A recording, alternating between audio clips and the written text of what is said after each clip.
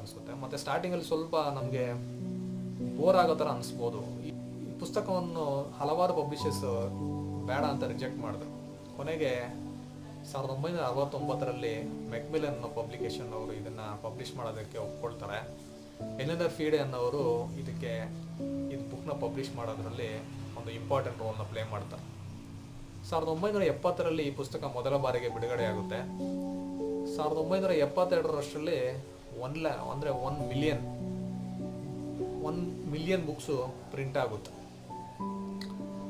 ಈ ಪುಸ್ತಕ ಎಷ್ಟು ಆಮೇಲೆ ಫೇಮಸ್ ಆಯಿತು ಅಂದರೆ ನ್ಯೂಯಾರ್ಕ್ ಟೈಮ್ ಬೆಸ್ಟ್ ಸೆಲ್ಲಿಂಗ್ ಲಿಸ್ಟಲ್ಲಿ 37 ವೀಕ್ಸ್ ಈ ಬುಕ್ಸ್ ಇತ್ತು.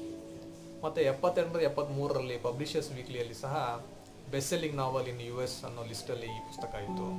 ಈಗ ಈ ಪುಸ್ತಕ one of the best self help ಅಥವಾ ಮೋಟಿವೇಶನಲ್ ಇನ್ಸ್ಪಿರೇಷನಲ್ ಸ್ಪಿರಿಚುವಲ್ ಬುಕ್ ಅಂತ ಜಗತ್ತಿನಾದ್ಯಂತ ಫೇಮಸ್ ಆಗಿದೆ.